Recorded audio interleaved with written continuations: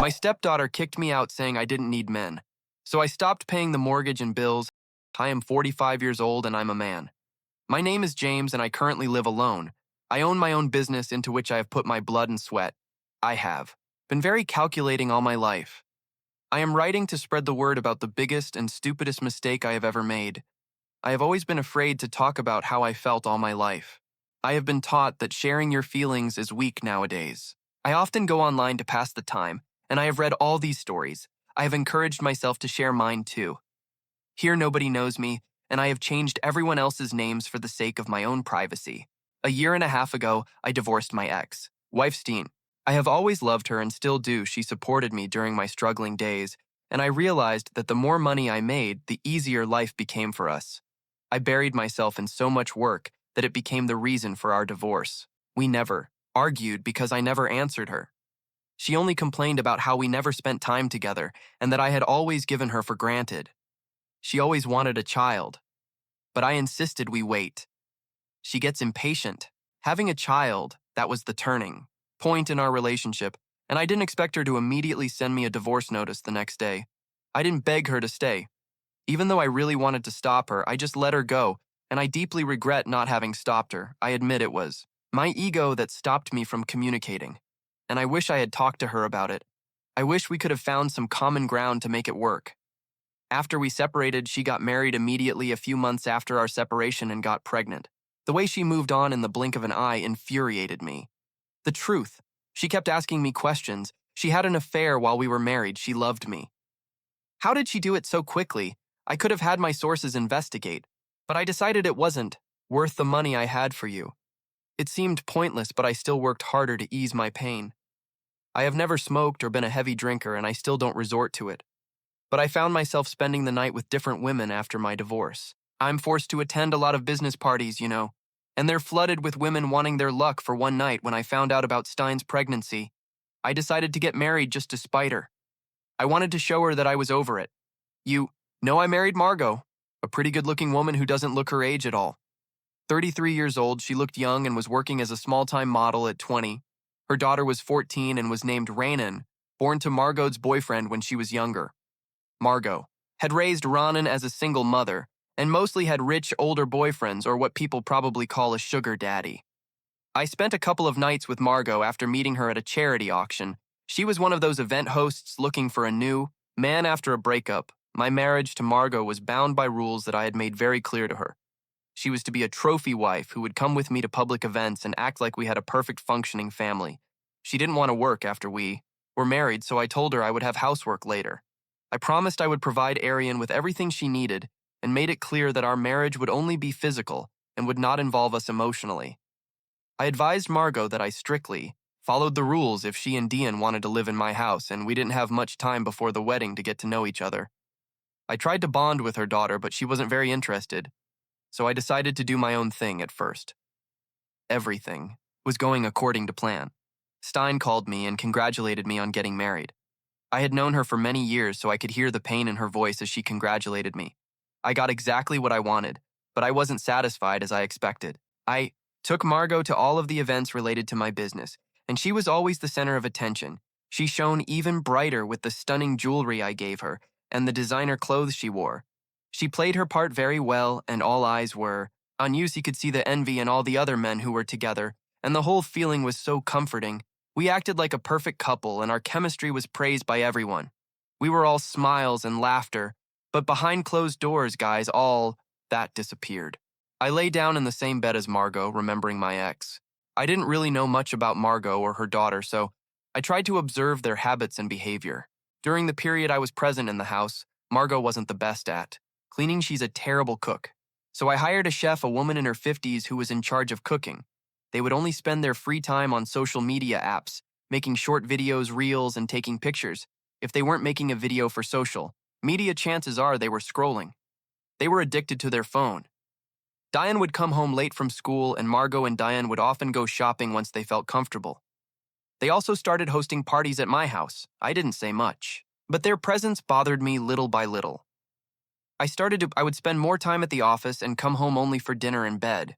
One thing I noticed in particular was that they would often spend their time watching pseudo-feminist content. Most of their conversations revolved around man-hating. The women would make disgusting jokes about their husbands and laugh out loud. They would also share their cheating stories. I didn't really like associating with the mother-daughter duo, but one day I got into a heated argument about the ideologies of the videos they watched and what they promoted. The next day I saw that they had thrown and broken things all over the house. Margot justified herself by saying it was to show her anger.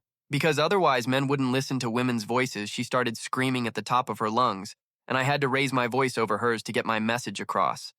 I told her that I didn't care about her anger or her voice and that I wanted everything cleaned up before I got home. When I got home that day, I saw that the house was still a mess and not a single chore had been done. Rooms in my house were locked with Diana in her room and Margot in hers, so I knocked on the bedroom door. But Margot insisted I sleep on the couch today. There was no food for me either, as they had thrown away. What was for me, I was exasperated by her performance, and I didn't even have a change of clothes. I was too tired and it was too late to argue. I spent the night awake contemplating whether I had made the right decision or not. Everything I did at the time seemed like such a stupid thing to do, but I had to carry on. I couldn't take the roof over Arian's head, and Margot couldn't bear the humiliation of another failed marriage. The next day I got up and went to work.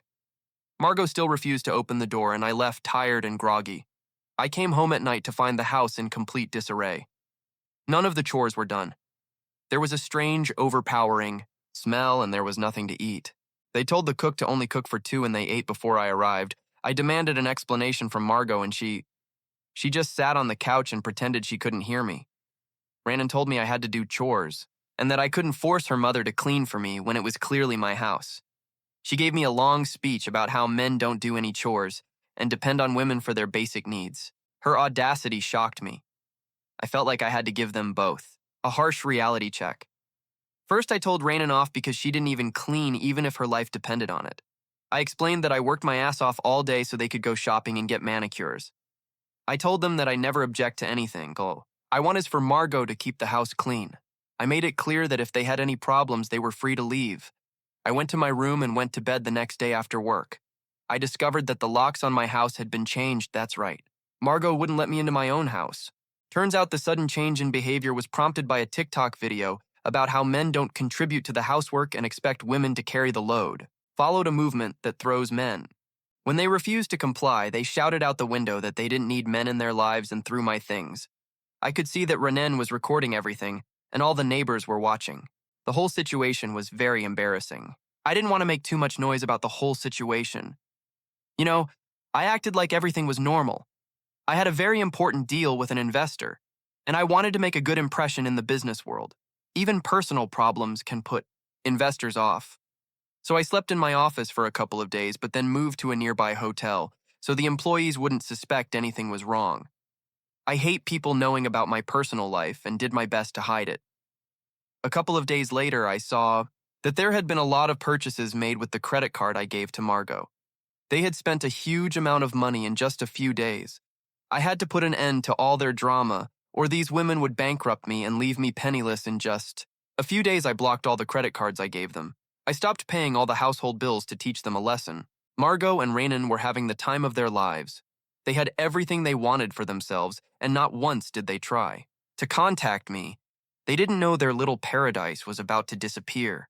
After 3 months, 90 days, all the internet, the electricity, the water was cut off, and so was the cook, leaving the bills unpaid, was a price I had to pay to give them what they deserved, and they had used up all the money they had on groceries and food.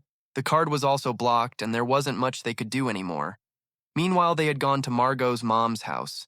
They had to sacrifice the comfort of my house for their small, cramped home. But they had no choice. They didn't have any of the basic amenities they needed to live, and in winter it was freezing. They couldn't live without electricity, and they couldn't live without internet. They kept blowing up my phone, and I kept ignoring it. Apologetic messages and begging me to come home. I reminded them that they said they didn't need a man, and Margot got mad that I was ignoring her. She came to my work and she used it to vent. She made up a false story that I knew I had abandoned her and wasn't paying the bills. She cried fake crocodile tears, screamed, and even broke a bunch of things. The whole drama was seen by my employees. Everything I despised being avoided in my workplace was happening right in front of my eyes, and I had her fired very quickly. but the damage to my reputation was done.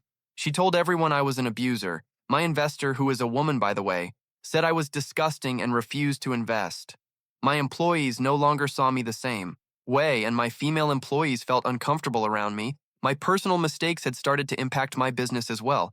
I didn't want to continue with Margot's nonsense. I couldn't stand it immediately. I knew what had to be done, and I needed to completely cut myself off from this toxic woman.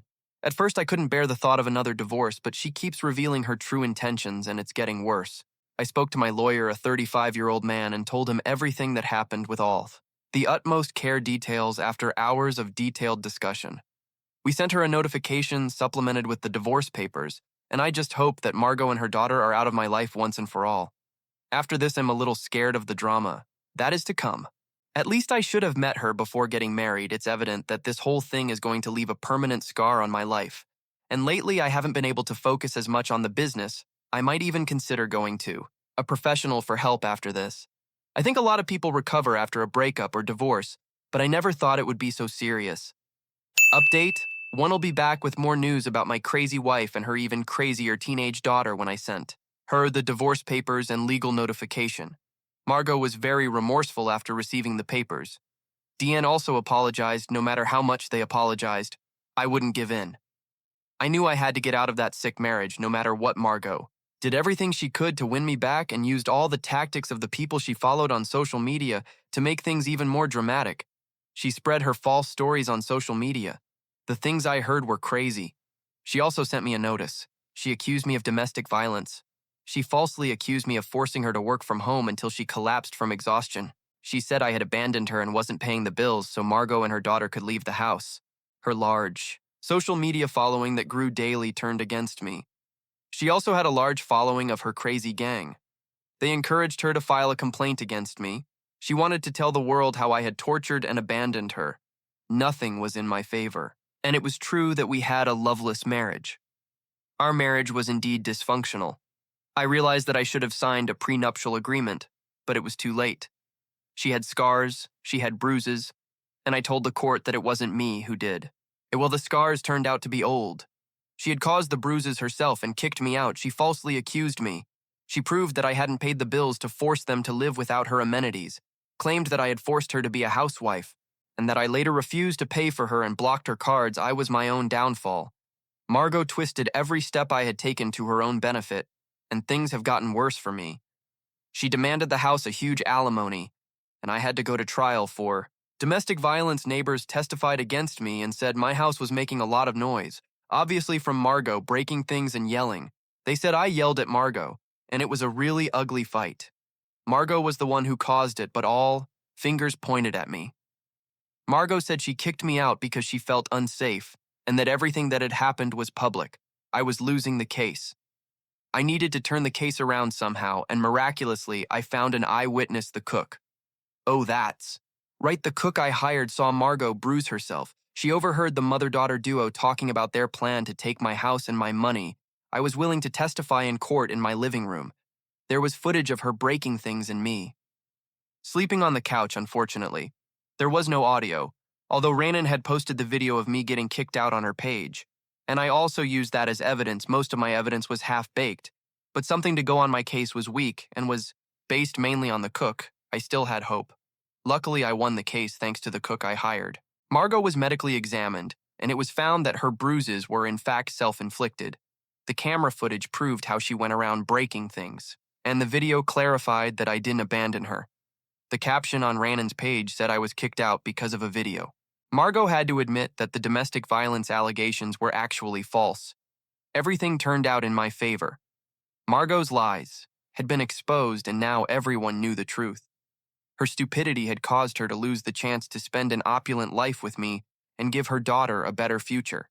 She had to pay for the damages to my house and all the outstanding bills, and she also had to compensate for all the problems that it caused me.